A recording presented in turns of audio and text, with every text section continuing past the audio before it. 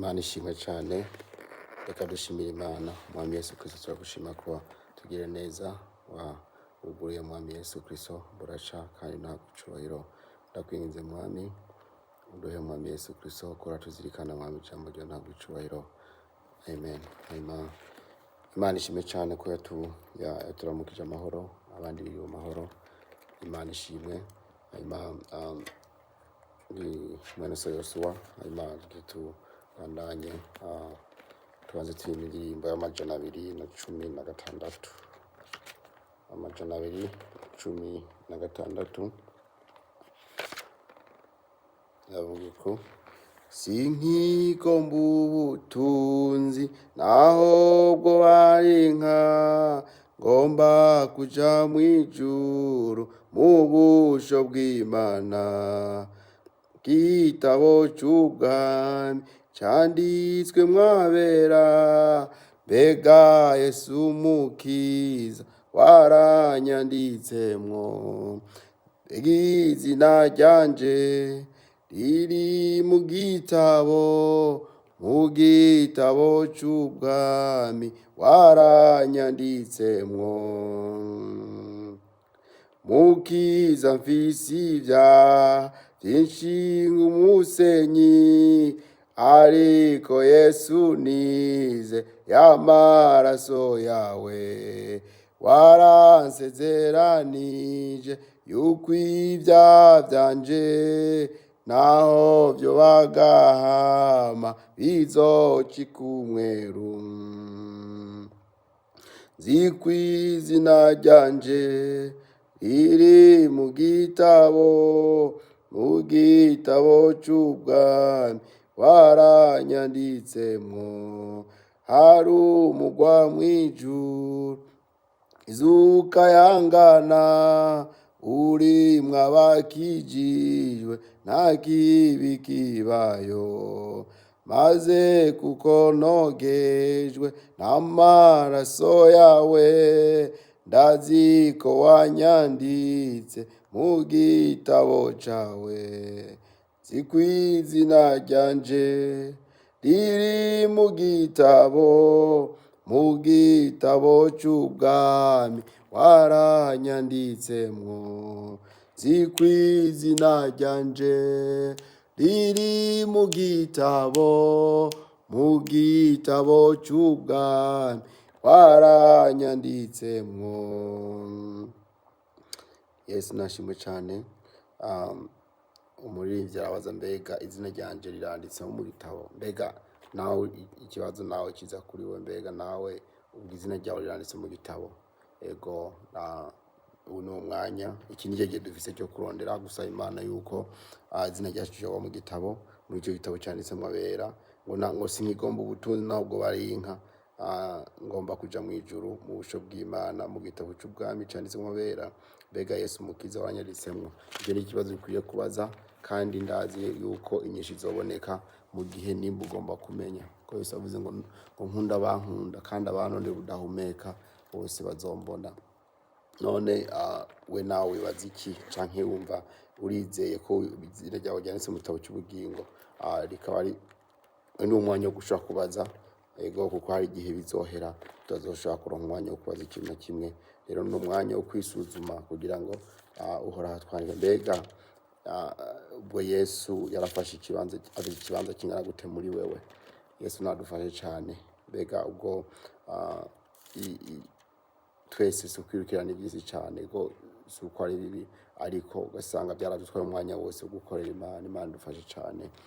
Imana itubabarire cyane. Twaravuganye muri Matayo 24 avuga ibimenyetso by'ukuza kwa Yesu, avuga n'ukuntu uko ishengero rizogira ikibazo, kandi avuga ngo nta n'ibuye rizosigarako.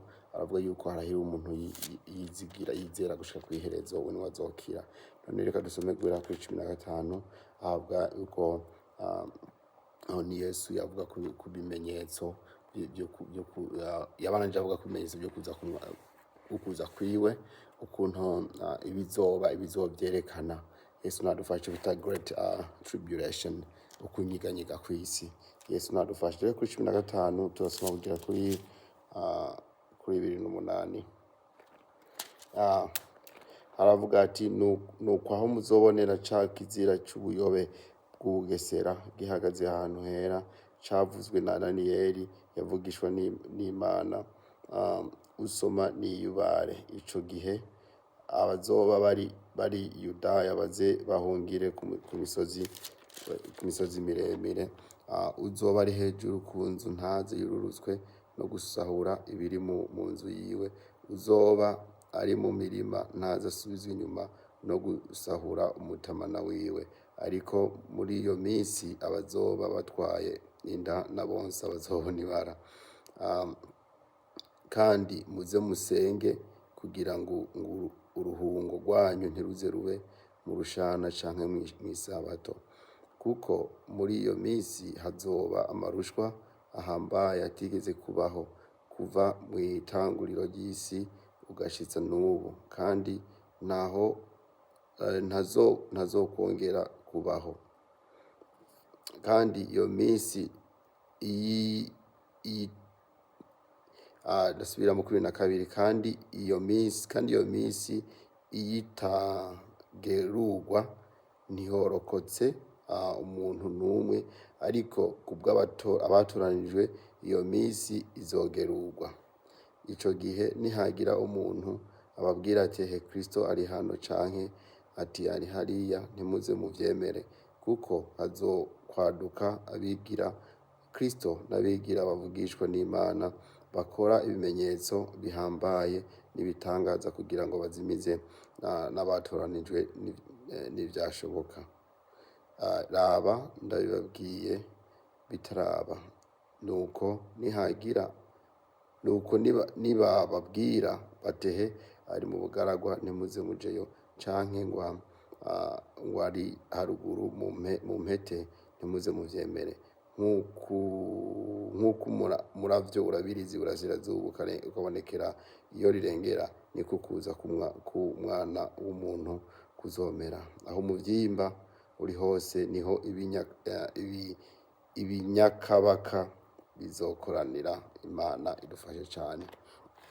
Ego sinorinda kuvuga amajambo menshi cane, ariko ibi n'ibimenyetso Yesu yerekanye ko ibizoba aho kunyiganyira kw'isi, ko ibintu bizohinyiganyiza isi bizoba bihinduka, kuko hazoba ca kizira c'ubuyobe Daniyeli yavuga, aho bibaza ko bivuga kuri aho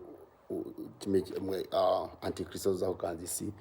Ico gihe ikaraganza rero hari ivyo bizoba ku mpande zose, habamwe bazogira kubabara no gukomeretswa bimwe bidasanzwe, kugerageza bimwe bidasanzwe. Imana idufashe cane, yadondaguye ibintu bidasanzwe cane ngaha, ahubwo yuko bazoba bigira ba Kristo, abandi bavuga ngo ari hariya canke ari hariya, ariko ijambo ry'Imana kuvuga ati ntimuze mujeyo, ntimuze mwirukira ivyo yariko aravuga. Rero biraboneka yuko ko yagiye kuvuga yuko rero kurya umuravyo uravya urabiriza iburasirazuba ukashika iyo rirengera, niko nukuza k'Umwami Yesu kuzoba kumeze.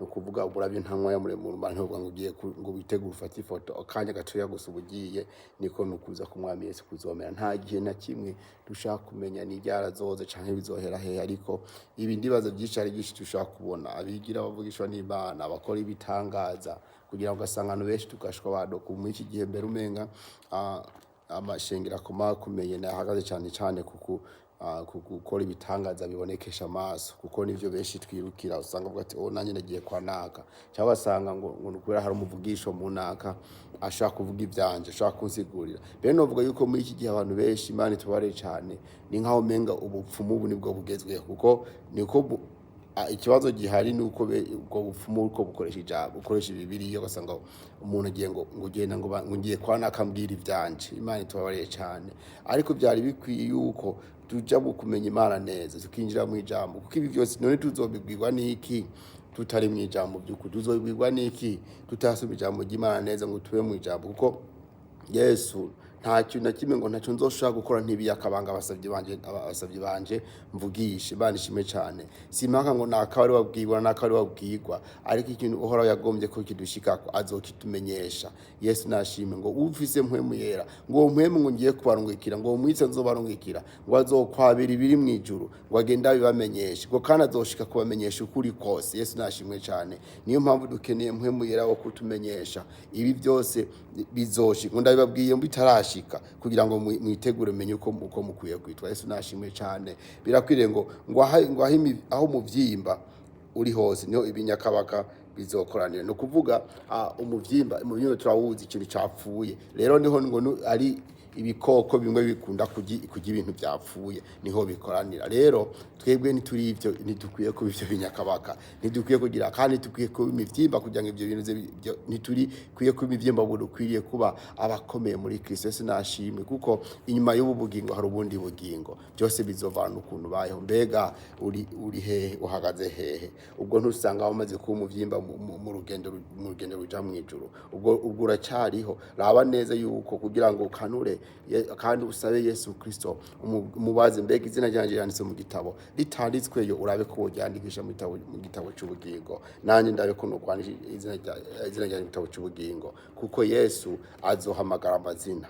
Yesu nadufashe cyane, azohamagara amazina nutimva mu ijyawe bizogenda gute. Imana dufashe cyane. Reka tuzohahurire mu bwami bwo mu ijuru, tuzohure na Kristo, tuzomubone tumubonesha amaso yacu. Yesu nashimwe cyane. Ibi byose bizoshika ndabwiye bitarashika, ariko Kristo avuze ngo ndabwiye bitarashika kugira ngo mubimenye, kuko nubu muze muraba neza nuko amatugerageza turabi bihe n'ahandi biva atari mu ijambo ry'Imana no kuguma hafi y'Imana, kuguma hafi ya Kristo azotumenyesha kandi azodukingira. Yesu nashimwe.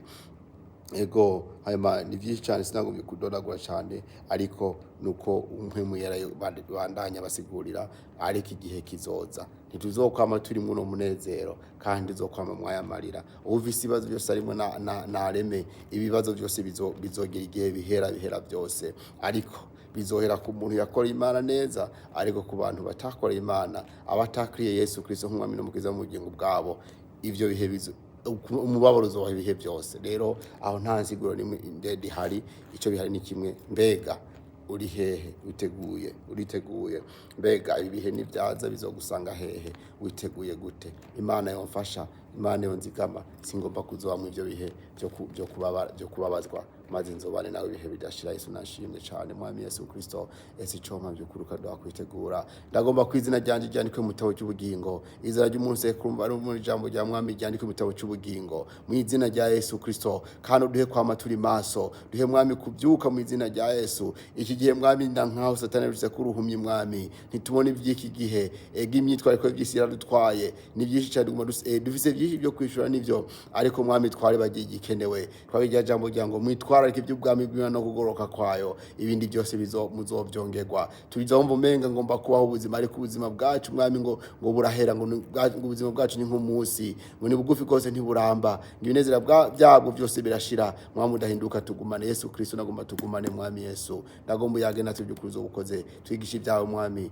duhe Mwami kwama twiteguye Mwami, ibi byose bizoshikira Mwami uzodukingire Mwami Yesu, tuzobe Mwami mwiduga rya mbere mu izina rya Yesu Kristo, tuzobone nawe Mwami mu bwami bw'ijuru. Maze Mwami Yesu urinde Umwami umuntu wese by'ukuri ubu utarafata ingingo yo kwakira neza, nubo yarakwakiye muga akaba yarabivuyemwo abibaza yamvumenga nta nicyo bimubwiye. Ndagomba Mwami umuntu wese atera intambwe yo kumenya ibyaha by'ukuri kugira ngo abaze neza, bega izina ryanje riranditse mu gitabo cy'ubugingo, bega Yesu woza nzoba ndimwo mu izina rya Yesu Kristo. Nkingire Mwami, singomba kuba umuvyimba aho imyaka bakabiza gukoranira, oya, ariko ngomba Mwami Yesu Kristo, ngomba kuba Mwami ubushobozi kugira ngo Mwami Yesu Kristo natuzana abandi kuri wewe by'ukuri ukoze. Urakoze cyane. Kizingwara zose zoba zihari Mwami, intambara zose zoba zikoze mu bantu Mwami, ibihugu byacu Mwami Yesu Kristo uya mahoro Mwami Yesu, impande zose cyane cyane Mwami, duhore tube maso Mwami, tukuronde by'ukuri ukoze. Ishimwe n'icyo bya bihe byose. Amen, amen.